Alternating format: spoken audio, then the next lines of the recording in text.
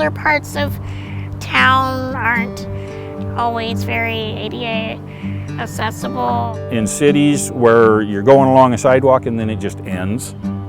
Like there might be a ramp, but it might be super sloped or not even existent really. So some of the ramps, the way that they line up with the crosswalk or with the street crossing will send me out into traffic.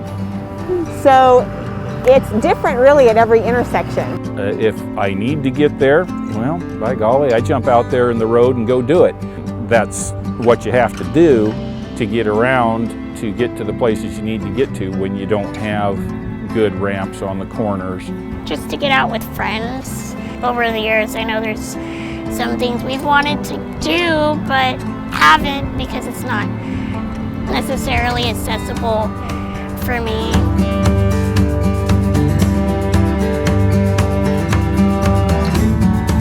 Sometimes some features are more beneficial for some members of the community than others. And it's a trick sometimes coming up with a universal design to where people who maybe need it for accessibility are using it, but it also can be useful for a standard pedestrian. You know, if it helps others to just be able to be as independent as they can with their mobility and with, you know, getting around and stuff, then all the better. Being able to get around so that you can get your groceries, get your clothes, whatever you need is very important, and to be able to do it independently as possible. So ADA doesn't always make a perfect world, but it's a good start. It's not just for me, it's for the young mothers pushing the buggies around. It's for the large percentage of the population that will be temporarily disabled. Sometimes it's not just about adhering to the letter of the ADA law, but adhering to the spirit of it. Enabling us to be productive parts of society is really the most important thing.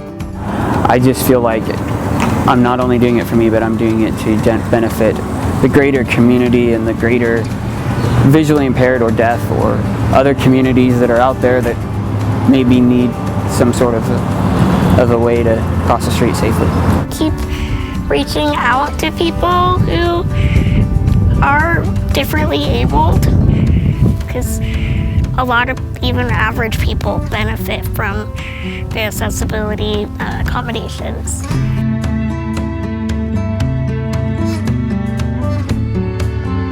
My name is Autumn, and currently I work at the Oregon Military Department. My name is Andrew Nance. Okay, well, my name's Evan Burrows. My name is Yalitza Nuccio. I do have a family myself. I have a husband, 2 beautiful dogs that we share. Not sure what else to say about myself. I'm just another young adult.